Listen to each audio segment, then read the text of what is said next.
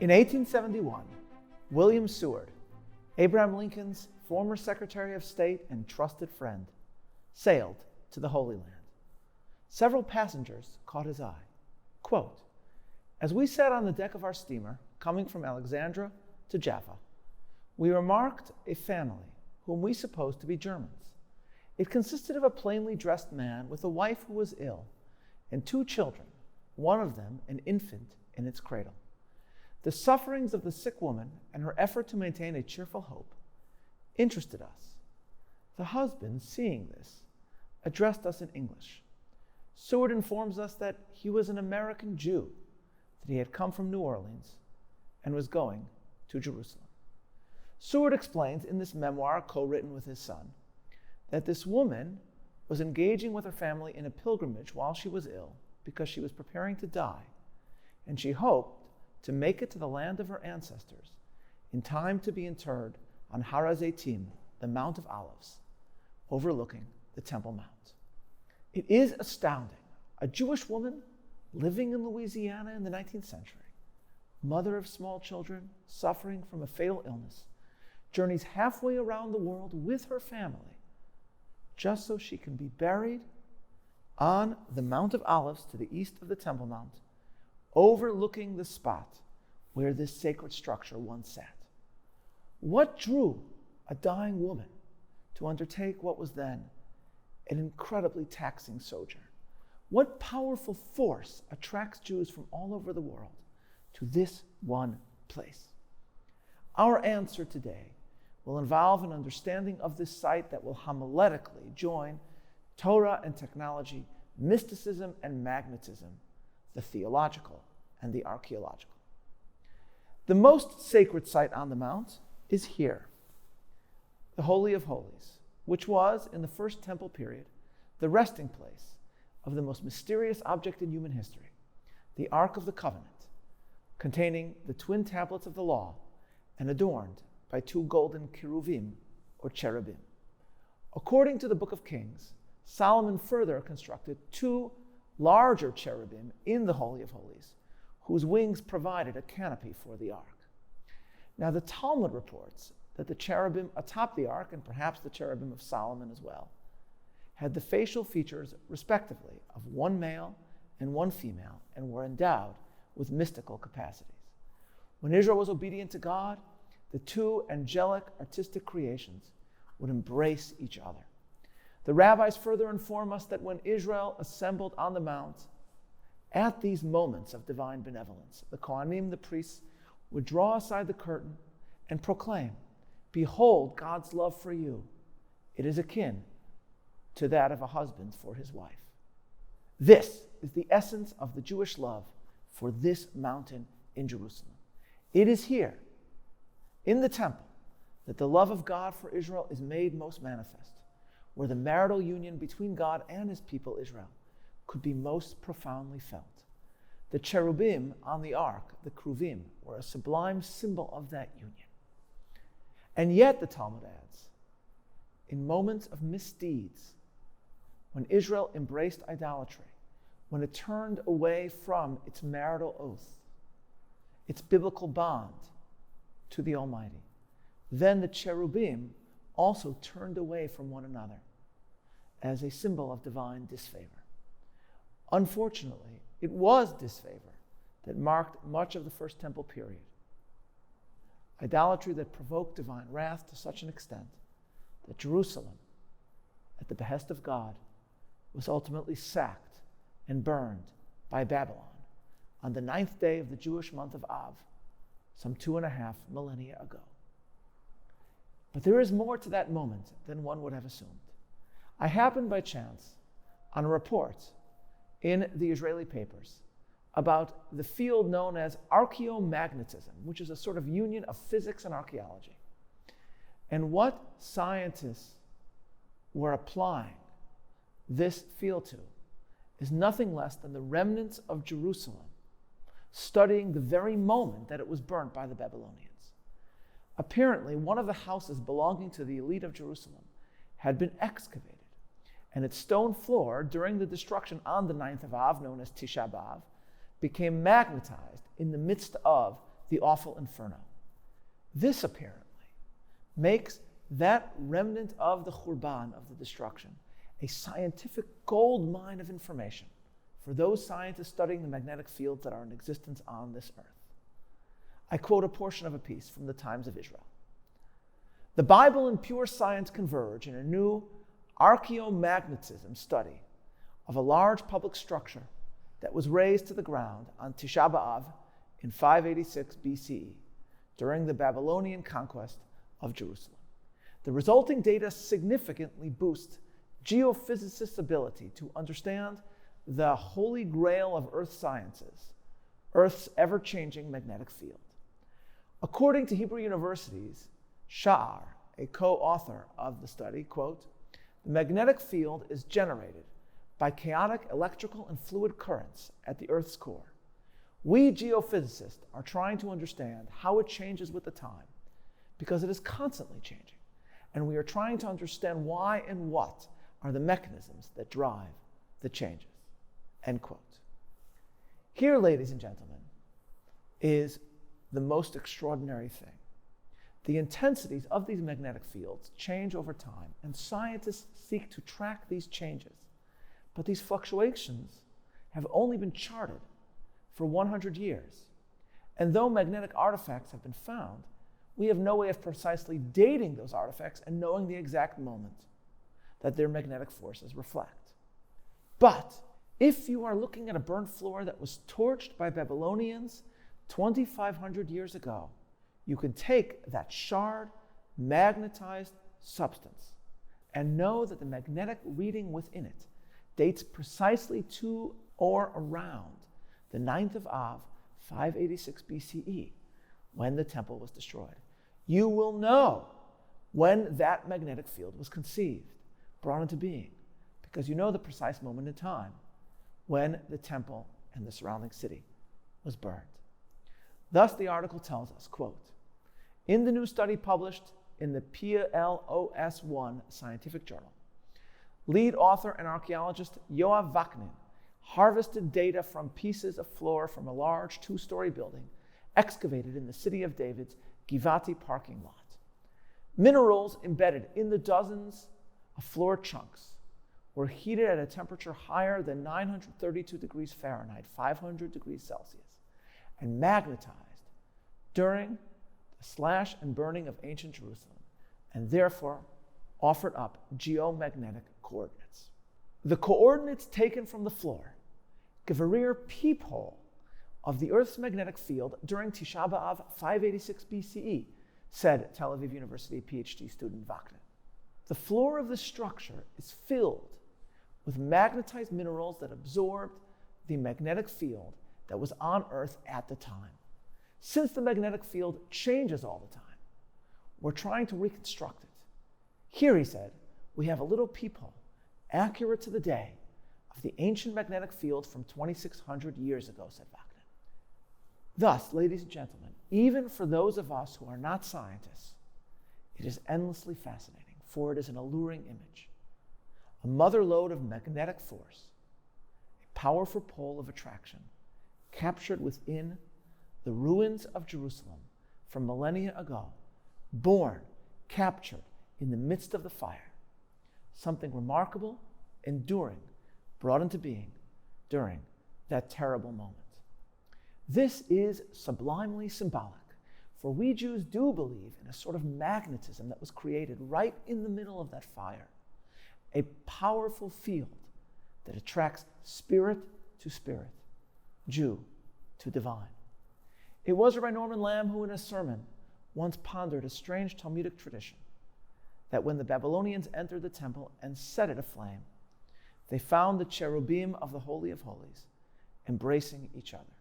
Now, as we said, usually cherubim engaged in this symbol of divine marital union with Israel when Israel was performing the will of the Almighty. But this, the moment of destruction, was a period, one would think, not of love, but of distance, of divine wrath. Why then, at that very moment, before all went up in smoke, would the cherubim reflect an embrace between Israel and the Almighty? Drawing on Hasidic writings, the answer Balaam offers is exquisite, that the burning of the temple marked a physical separation between Israel and the Almighty that was accompanied by a lingering look of love that then established a powerful bond between them that could never be undone. In the destruction there was creation, in the separation there was connection, and as Israel went into exile, there came into existence a powerful force of attraction between themselves and the God of Jerusalem, a force field that would ensure that they would always remain linked to this site, one which would allow them to someday find their way home. Rabbi Lamb put it this way, quote, "The answer is a profound insight into the nature of love and friendship. The attachment between two people is always strongest just before they part from each other. The love between God and Israel," Rabbi Lamb further added, "follows the same pattern as genuine human love. Tisha B'Av was the beginning of the Hester Panim, the parting of lovers. God and Israel turned away from each other, and the great, exciting, and immensely complicated relationship between the two companions, begun in the days of Abraham, was coming to an end. But before this tragic and heartbreaking moment, there took place a last, long, lingering look, the fervent embrace of the two lovers as they were about to part. At the threshold of separation, they both experienced a great outpouring of mutual love and intense ahava as they suddenly realized the long absence from each other that lay ahead of them. In so brief a time, they tried to crowd all the affection, the opportunities for which they ignored in the past, and all the love which would remain unrequited in the course of the future absence. That," Rabbi Lamb said, "is why the cherubim were facing each other.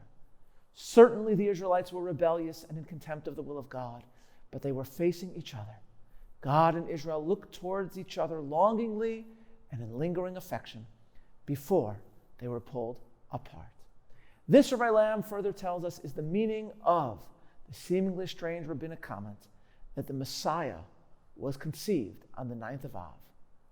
The roots of our ultimate redemption lie in the longing and the love that was brought into being on that day in this very site.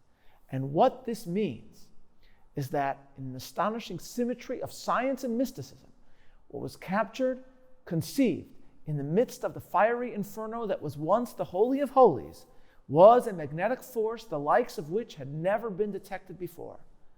It was not merely a magnetism of metal, but rather a connection of mind and soul. I know little of the physical phenomena of these scientific forces, but I do know that more than metal was magnetized in the flames of Jerusalem. What was created was a magnetism for the Jewish soul, an invisible force field connecting them to God, to the Holy of Holies, spanning space and time, a force that, like magnetism itself, was unseen and yet so powerful that Nebuchadnezzar could do nothing to overcome it. It is this force that has remained with us. But just like the shard floor of this sacred city, it dates right back to that precise date and time of 9 of 586 BCE. To say the Messiah was conceived on that day is to say that in the midst of physical destruction came spiritual rebirth. In the midst of agonizing desolation and separation came also ultimate spiritual union and the seeds of redemption. This ethereal magnetic field, drawing us to Jerusalem, endows Jews with an identity that is mysterious to many. Israeli ambassador Yehuda Avner, who was born in England, famously described the moment when he arrived at Buckingham Palace as Israeli ambassador and said to the Queen, "Your Majesty, I have the honor to present to you my credentials as the ambassador of Israel to the court of St. James." "Thank you," said the Queen, as Avner writes, taking the embossed document in her white-gloved hand and passing it to her chamberlain. Then, in a voice that sounded mystified, she said, "I do believe this is the very first time I have ever received credentials from a foreign ambassador actually born in this country. How did you manage that?" Writes Avner, anticipating the question, I had rehearsed a rather high-minded response. "Your Majesty," said I, "though physically born in this country, I was spiritually given birth to in Jerusalem. from whence my ancestors were exiled by Roman legions 2,000 years ago. Were they really? Said the queen. How unfortunate. And she began to talk about the weather. Writes Avner, droplets of sweat trickled down my armpits. Here was I alluding to the mysteries of Jewish history's conundrums. And there was she, talking about the weather. When Ambassador Avner first wrote up this story, he included it in an article that he titled, "The Most Embarrassing Moments in My Diplomatic Career." But here I would humbly disagree. It is one of the most profound moments any diplomat could have. It is so striking because it portrays a royal representative of a millennium-old monarchy whose entire purpose is to embody history. And yet, she finds the timeless nature of Jewish existence and Judaism's eternal bond to an ancient city, too mysterious perhaps to grasp, too invisible to see, too ephemeral to feel. But for the Jewish soul, it is so very real and so very powerful that scientists found the force field created in ancient destroyed Jerusalem during excavations in a rebuilt Jerusalem is itself proof of this powerful spiritual field that was conceived on the 9th of Av so many years ago. The Ark of the Covenant has not adorned the top of the Temple Mount for thousands of years. But as William Seward was to discover, the love between God and Israel radiates forth from this site still, a magnetic field made manifest not only in the fire that consumed this site, but in Jewish souls. As his tour of the Holy Land came to a close, Seward visited Jerusalem.